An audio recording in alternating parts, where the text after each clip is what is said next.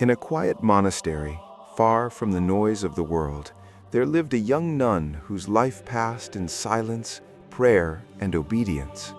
Her days were marked by bells and psalms, her nights by candlelight and whispered prayers. She sought nothing extraordinary, only to remain faithful, hidden, and close to God. Yet it is often in silence that heaven speaks most clearly. One night, during a prayer unlike any other, her soul was drawn into a mystery she never expected, for what she was about to witness was not meant for her alone, but for a soul elsewhere, a soul quietly falling into sin. This is a story preserved in sacred tradition, passed down not as legend, but as a warning, a reminder that even when sins are hidden from human eyes, they are never hidden from heaven. The sin at the heart of this story is one many prefer not to name: adultery, a betrayal not only of vows, but of conscience, a wound that begins in secrecy and grows in silence. And yet, woven into this warning is something greater still: mercy. Can heaven intervene when a soul is drifting away in secret? Can the saints still speak, not to condemn, but to call souls back before it is too late? Before we enter this story, we invite you to walk this path with reverence. If you believe that faith, repentance, and divine warnings still matter in our world today, consider subscribing to this channel. Your support allows these sacred stories to continue being told. And we invite you to reflect and comment below. Do you believe saints can still warn us today? Now, let us return to the monastery, to the silence, the prayer, and the moment when heaven broke through. The nun had no name that the world would remember. Within the stone walls of the monastery, names mattered little. What mattered was obedience, humility, and the quiet offering of one's life to God. She was young, though her face already bore the calm seriousness of one who had learned to listen more than to speak. Her days followed a rhythm unchanged for centuries. Before dawn, the bells called her from sleep. She rose in silence, wrapped herself in a simple habit, and joined the others in the chapel, where candlelight trembled against ancient stone. Psalms were sung softly, not to be heard by the world, but by heaven alone. Prayer shaped every hour of her life. There was prayer in the chapel, prayer in the corridors, prayer in the fields where the sisters worked with bowed heads. Silence was not emptiness here, it was fullness. In that silence, she believed, God spoke to the soul. And yet, in recent weeks, that silence had begun to feel different. At night, her sleep was disturbed by dreams she could not explain. She saw faces she did not recognize, and shadows moving where no shadows should be. Sometimes she awoke with her heart racing, her hands trembling beneath the thin blanket. Other nights, she woke with a deep sadness, as though someone far away were weeping and she could not reach them. During prayer, her thoughts wandered against her will. A heaviness settled in her chest, especially when she knelt before the crucifix. She felt no loss of faith, but an unfamiliar unrest, a sense that something unseen was drawing near. She spoke of this to no one. In the monastery, such things were weighed carefully, and she feared mistaking imagination for grace. So she prayed more, fasted more, and begged God in silence to purify her heart. The monastery itself seemed unchanged. The stone walls stood firm, the bells rang on time, the candles burned as they always had. And yet, within that unchanging order, something invisible was stirring. Unbeknownst to her, her quiet life of prayer was about to intersect with a warning not meant for her alone, but for a soul beyond the monastery walls, a soul standing at the edge of a choice that would echo into eternity. and heaven was preparing to speak. The night prayer began as it always had. The chapel lay in near darkness, illuminated only by a few candles flickering before the altar.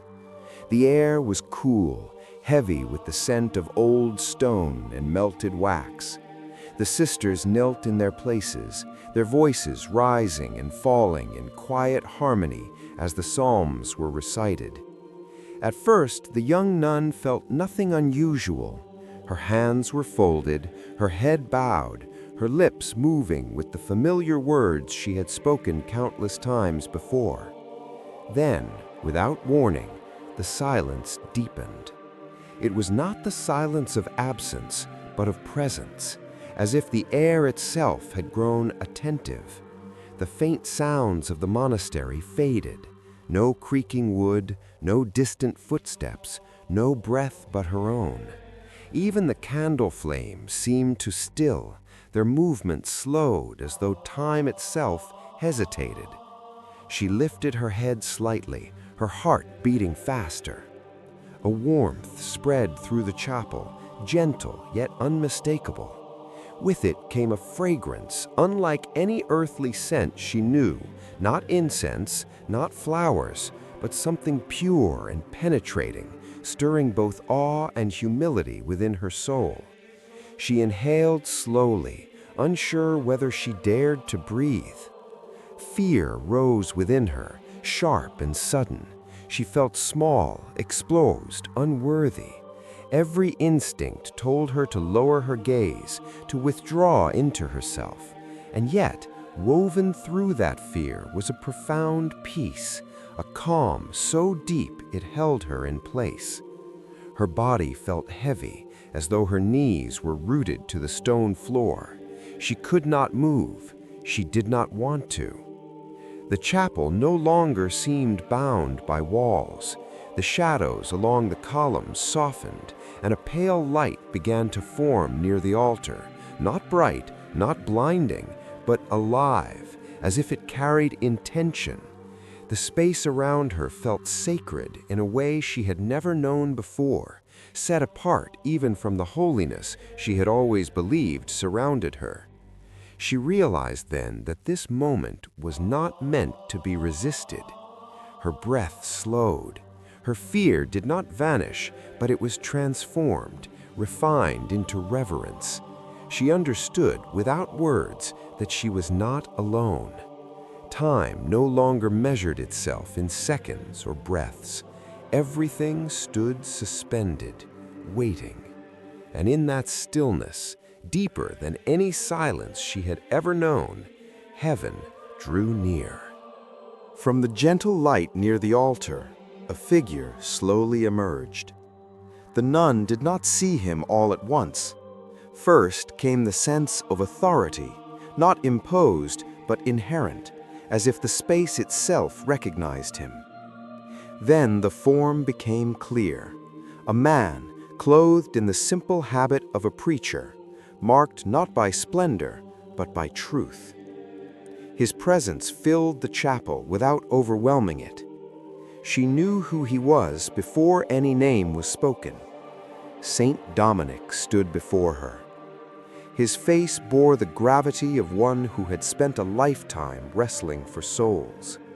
There was no anger in his expression, no harshness or accusation. His eyes were deep and steady, reflecting both sorrow and compassion. The sorrow of one who knows how easily souls are lost, and the compassion of one who never stops seeking them. The nun lowered her head, trembling. She felt the weight of her own unworthiness, yet she was not afraid of him. His presence did not crush her spirit, it lifted it, even as it humbled her. When he spoke, his voice did not echo, nor did it break the silence. It entered her soul directly, clear and firm, like a truth long forgotten but suddenly remembered. "Do not be afraid," he said. There was authority in his words, but also tenderness, the voice of a shepherd, not a judge. "I have not come for you," and at this her heart tightened. Your prayers have been heard. It is because of them that I stand here." He stepped closer, and the light around him softened. The nun sensed that his mission extended far beyond the walls of the monastery, beyond even her own life of devotion. "There is a soul in danger," St. Dominic said. "A soul bound by a hidden sin, living in darkness while believing itself unseen." As he spoke, images formed within her mind, not yet clear, but heavy with meaning. She understood that what was about to be revealed was not meant to condemn, but to awaken. St. Dominic's gaze lifted slightly, as though he were looking beyond time itself. "Heaven does not intervene without reason," he said gently, "and it does not warn without hope." The nun remained motionless, suspended between fear and peace, knowing that her quiet life of prayer had become the bridge through which a message from heaven would pass, not for her own sake, but for the salvation of another. Saint Dominic did not raise his voice, nor did his expression harden. Yet as he spoke, the air in the chapel seemed to grow heavier, as though a veil were being slowly lifted. "There is a woman," he said, "living beyond these walls." At once, the nun saw her, not with her eyes, but within her soul. The woman appeared ordinary in every way. She was known in her community as respectable, even devout. She attended church. She carried herself with dignity. She fulfilled her duties within her family and was spoken of kindly by those around her. To the world, her life seemed ordered, proper, and intact. But beneath that carefully maintained surface, another life unfolded in secrecy. "She lives divided," St. Dominic continued, "one life before others, and another in the shadows." The nun sensed no drama in his words, no desire to shock. What she felt instead was a deep sorrow, like that of a physician diagnosing an illness long hidden. The sin was not described in images of passion or indulgence, but in emptiness. The woman had bound herself to another man, while still bound by sacred vows.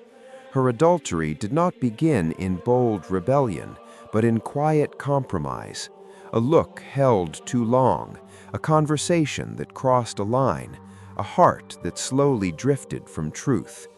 Each step felt small, each silence felt harmless, yet every hidden act hollowed her soul. "She tells herself that no one is harmed," St. Dominic said softly, "that her secret protects those she loves. But sin does not remain contained. What is hidden still wounds." The nun felt the weight of those words. She understood now that the true damage lay not only in broken trust, but in the erosion of conscience. The woman's prayers had grown mechanical. Her joy had thinned. Her nights were restless, her days distracted. "Sin grows in silence," St. Dominic said. "It feeds on secrecy and survives where truth is avoided." The woman's life continued outwardly unchanged, yet inwardly she was becoming a stranger to herself, distant from God, divided within her own heart.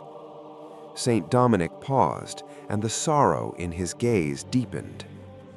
"She does not yet see how close she stands to losing more than she realizes," he said, "and still heaven waits, not to accuse, but to call her back." The nun remained kneeling, her heart aching for a soul she had never met, yet now carried in prayer, a soul revealed not to be shamed, but to be saved. St. Dominic's gaze did not leave the unseen woman, as though he were still looking upon her soul. "Understand this," he said quietly. "Adultery is not only a wound inflicted upon another, it is a fracture within the soul itself." The nun listened intently, sensing that these words were meant to illuminate, not to terrify. "When a vow is broken, Saint Dominic continued. It is not merely a promise to another human being that is violated. It is a word once spoken before God that begins to lose its weight. The woman's conscience, he explained, had not fallen silent all at once. At first it whispered, gently, persistently, but each time it was ignored, its voice grew fainter. What once caused sorrow now caused discomfort. What once caused discomfort now felt distant. In this way, the soul learned to live divided, carrying truth in one hand and denial in the other. Such a life cannot remain whole, Saint Dominic said, for truth is not something we carry, it is something we live. The nun felt a quiet grief settle within her. She saw how the woman's interior life had slowly thinned like fabric worn by constant friction. Her prayers were still spoken, but no longer rested fully in truth. Her gestures of faith remained, yet they no longer flowed from a united heart. This is the deeper loss, Saint Dominic explained. Not that God withdraws his grace, but that the soul steps away from it. There was no mention of fire or punishment, no vision of immediate ruin. Instead, Saint Dominic spoke of distance, subtle, gradual, and dangerous precisely because it often goes unnoticed. Grace is light, he said, and when one chooses to walk in shadows, the light does not vanish, it simply no longer warms. The woman had not ceased to believe. She had not declared rebellion against God, yet her inner truth was becoming fractured, her capacity for joy diminished, her peace replaced by restlessness she could not name. Saint Dominic's voice softened further. Sin promises secrecy, he said, but it delivers isolation. And a soul isolated from truth grows weary, even when surrounded by others. The nun understood then that the greatest consequence was not visible collapse, but quiet separation, a life still standing, yet slowly drifting from the source of life itself. And still, Saint Dominic added gently, this distance is not beyond crossing back. He paused, allowing hope to breathe where sorrow had settled. For where conscience still stirs, grace has not withdrawn. Saint Dominic turned his gaze back to the nun. In his eyes, she saw no trace of accusation, only purpose. I have not come to condemn her, he said. Heaven does not send warnings to destroy, but to awaken. The words settled deeply within her. She understood now that this revelation was not a sentence pronounced, but a door opened. The woman you have seen is not abandoned, Saint Dominic continued.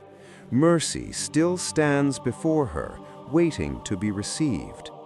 Yet as he spoke of mercy, there was also a quiet gravity in his voice, the weight of truth spoken without haste or fear. Do not mistake patience for indifference, he said gently. Time is given so that the soul may return, not so that it may drift endlessly. The nun felt the balance of his message, hope without illusion, compassion without compromise. The warning carried urgency, not because grace was scarce, but because the human heart is fragile. There comes a moment, Saint Dominic said, when repeated silence hardens into habit, and habit closes the ear to conscience. Still, his tone never sharpened. There was no threat, no demand, only clarity.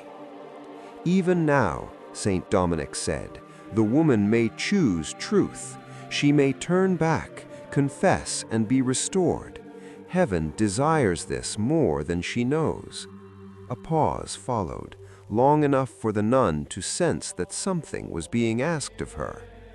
You have been shown this, Saint Dominic said, not because you are greater than others, but because you are willing to listen. Her heart tightened. She felt both unworthy and entrusted.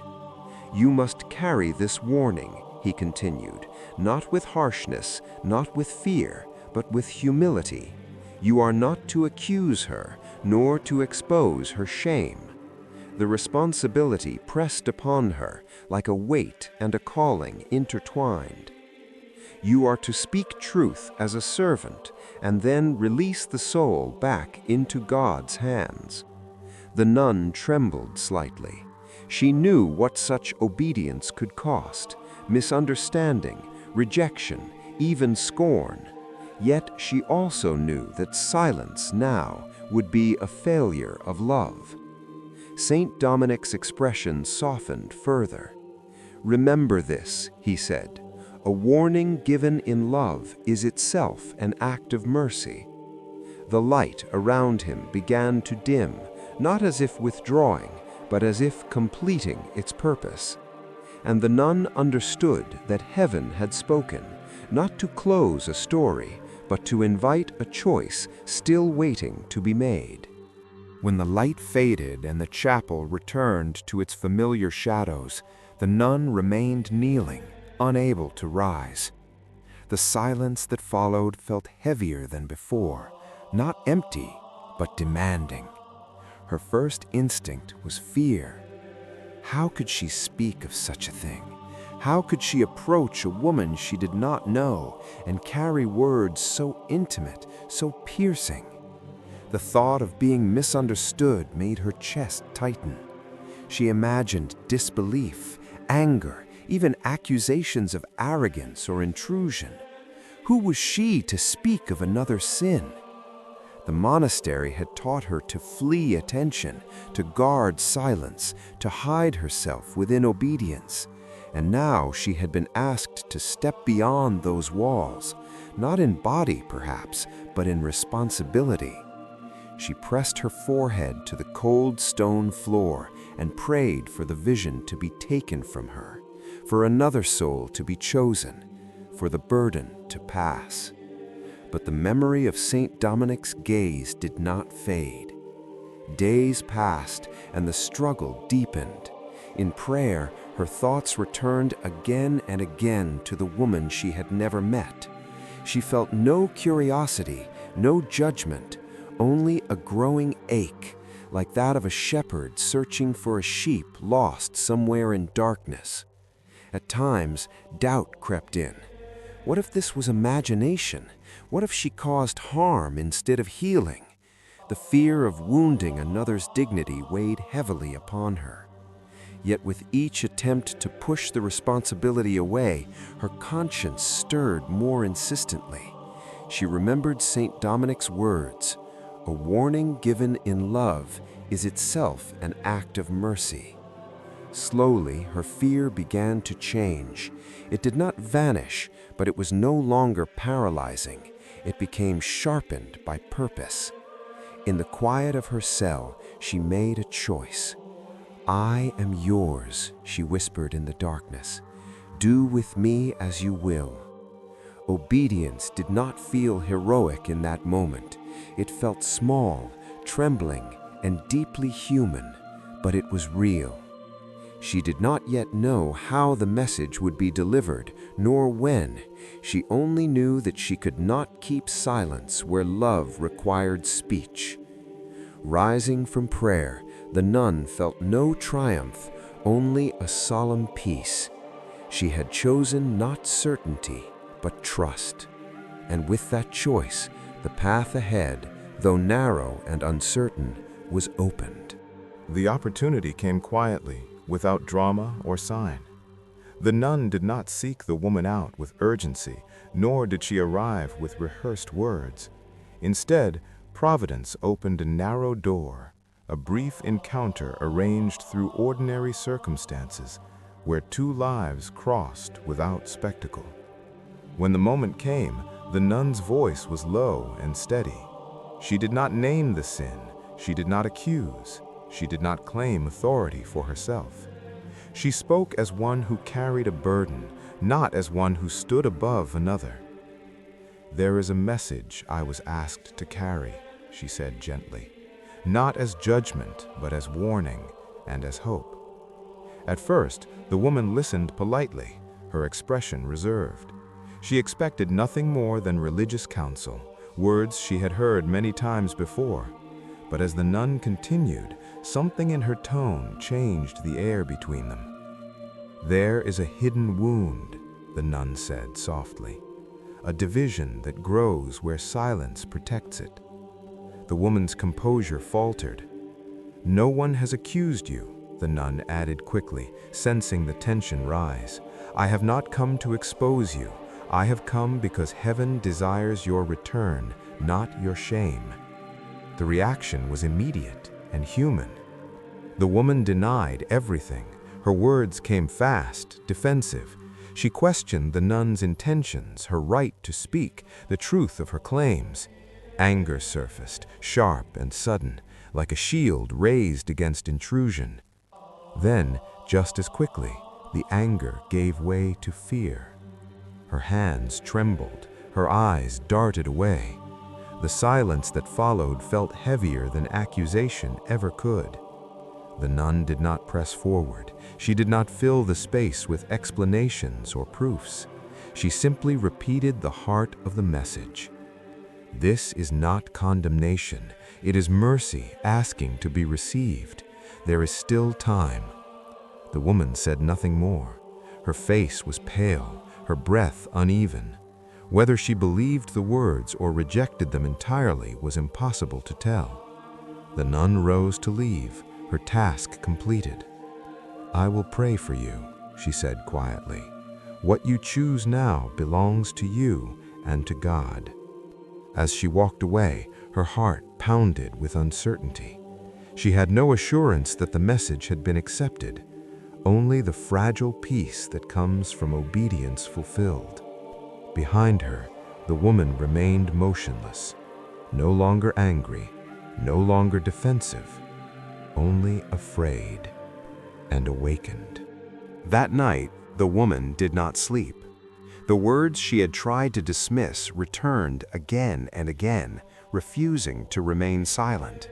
Alone in the darkness, she lay awake, staring into the familiar ceiling that now felt strangely distant, as though her own home no longer recognized her. She told herself the nun was mistaken, that it was coincidence, imagination, or interference. Yet each argument collapsed beneath a deeper truth she could no longer avoid. She knew. Memories surfaced without invitation.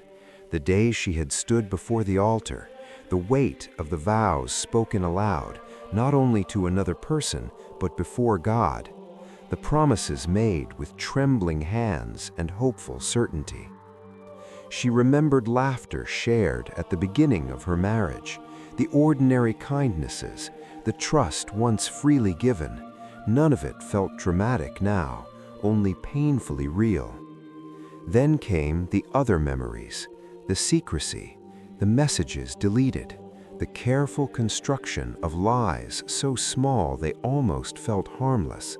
She had told herself she was preserving peace, protecting others from pain. But in the stillness of the night, the truth was unmistakable. She had been protecting the sin. Her heart raced as fear pressed in from every side. To continue meant deeper division, a life sustained by silence and avoidance. To return meant confession, humility, and consequences she could not yet imagine. Tears welled in her eyes. She felt torn between two futures, one familiar but hollow, the other frightening yet honest. For the first time in months, she attempted to pray, not with practiced words, but with broken ones. "Show me the way," she whispered. "I cannot live like this." The room felt unbearably quiet. No visions appeared, no voice answered, and yet something shifted within her, a loosening, a softening of resistance. She understood then that the choice had always been hers. The warning had not forced her hand, it had simply uncovered the truth. As dawn approached, the struggle reached its breaking point. Exhausted and trembling, she finally allowed herself to face what she had been avoiding. She could not undo the past, but she could choose truth.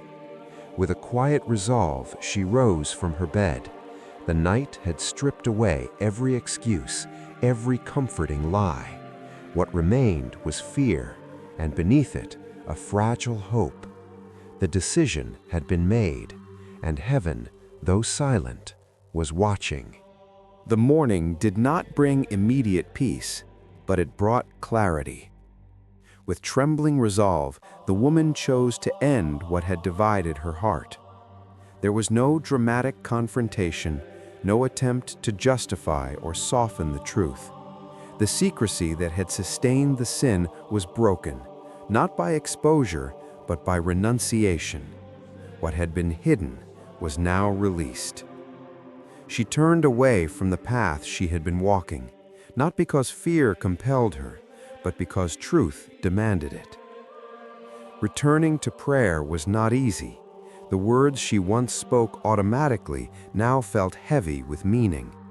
She knelt again, not with confidence, but with humility, allowing sorrow to rise without resistance. For the first time in many months, her prayer was honest. She sought reconciliation, not expecting relief, but willing to accept whatever healing God might offer. Confession did not erase memory or consequence.